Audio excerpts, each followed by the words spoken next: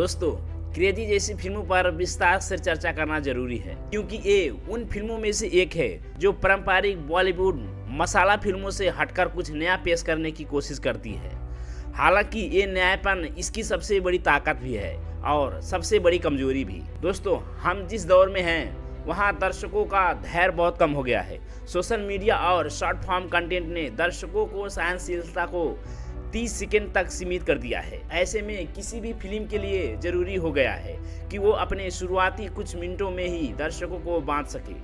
Crazy इसी चुनौती को स्वीकार करती है और 90 मिनट तक दर्शकों को जोड़कर रखने की कोशिश करती है। दोस्तों, अगर हम मौजूद ट्रेंड्स की बात करें तो पठान, गदर 2, एनिमल, पुष्पा 2 और छावा जैसी फिल्मों दर्शकों के लिए किसी इवेंट्स की तरह होती है।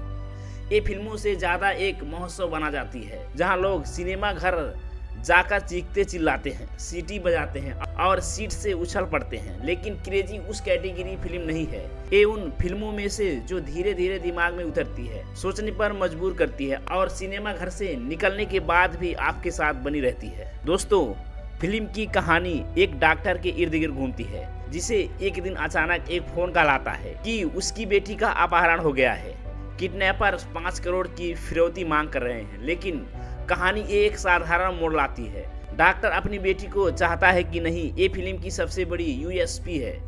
आमतौर पर फिल्मों में माता पिता और बच्चों के रिश्तों को भावनात्मक तरीके से दिखाया जाता है, लेकिन ये निर्देशक गिरीश कोहली ने एक अलग ही एंगल पकड़ा है। दोस्तों, अब जब मुख्य किरदार डॉक्टर ही अपनी बेटी को बचाने में कोई दिलचस्प नहीं रखता तो फिरौती देने का सवाल नहीं उठता। लेकिन परिस्थितियां ऐसी बनती है कि उसे इस खेल में शामिल होनी ही पड़ती है। इस यात्रा के दौरान डॉक्टर के अतीत की परतें खुल जाती हैं जो दर्शकों को चौंकाने का काम करती हैं। दोस्तों, कहानी जिस तरह से आगे बढ़ी है वो दर्शकों को अपनी सीट से बांधे रखती है। हर मोड़ पर कुछ ऐसा होता है जिससे सस्पेंस बना रहता है, लेकिन जैसे कि पहले भी चर्चा हुई, फिल्म अपने क्लाइमेक्स में थोड़ा कमजोर पड़ जाता है। ऐसे सस्पेंस थ्रिलर में जहां पूरी फिल्म का वजन आखिरी कुछ मिनटों पर होता है, वहां अगर अंत भ्रमित कर दे या अधूरा लगे तो वो पूरी फिल्म के प्रभाव को हल्का कर सकता है। दोस्तों, वहीं पर अब बात करें अभिनय की तो सोहम शाह पूरी फिल्म को अपने कंधों पर लेकर चलते हैं। ये पूरी तरह से उनकी फिल्म है क्योंकि फिल्म का ज्यादातर हिस्सा उनके ही किरदार पर केंद्रित है। उन्होंने तुम्बाड़ जैसी कल्ट फिल्म में अपनी प्रतिभा साबित की थी और ये भी उन्होंने अपनी भूमिका को बखूबी निभा की कोशिश की है।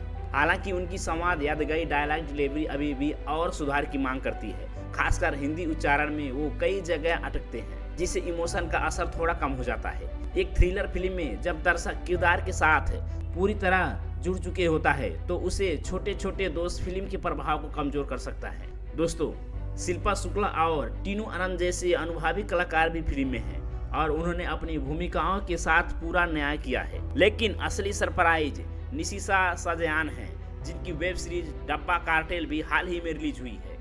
उनका अभिनय प्रभावी है और ये देखना दिलचस्प होगा कि आने वाले समय में वो किन तरह की भूमिकाओं में नजर आते हैं। दोस्तों, फिल्म क्रेजी की सबसे बड़ी चुनौती इसकी विषय वस्तु और उसकी प्रस्तुति है। ये एक एक्सपेरिमेंटल फिल्म है और भारत में इस तरह की फिल्मों का इतिहास बताता है कि ये समीक्षकों से तारीफ तो बटोर लेती है, लेकिन बॉक्स ऑफिस पर ज्यादा कमाल नहीं कर पाती। दर्शकों की मानसिकता अभी भी बड़ी स्टार कास्ट और बड़े बजट की फिल्मों की ओर झुकी हुई है। हकीकत तो यह है कि 140 करोड़ की आबादी वाले देश में हफ्ते के 1.5 करोड़ लोग भी सिनेमा घरों में फिल्म देखने नहीं जाते। इसे ये सफा हो जाता है कि न केवल अच्छी फिल्मों की मार्केटिंग स्ट्रेटेजी पर काम करने की जरूरत है, बल्कि सिनेमा घरों के बिजनेस मॉडल में भी बदलाव की जरूरत है। दोस्तों, अगर भारत में छोटे बजट की फिल्मों के लिए एक अलग डिस्ट्रीब्यूटर सिस्टम तैयार हो जाए जहां कम कीमत की टिकटों पर ये फिल्म छोटे थिएटर्स में रिलीज हो सके तो क्रेजी जैसी फिल्मों का भी भला हो सकता है। दोस्तों, अब सवाल ये आता है कि क्या ये फिल्म थिएटर में जाकर देखनी चाहिए या OTT पर इसका इंतजार करनी चाहिए।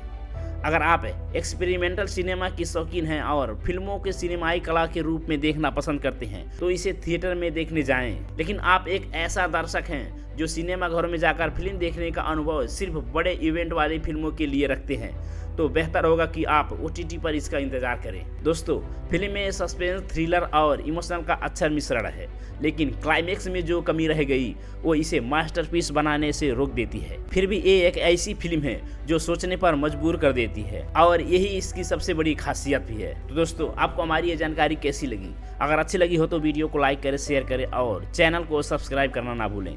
मिलते हैं अगली वीडियो में एक नई जानकारी के साथ। तब तक के लिए धन्यवाद। जय हिंद।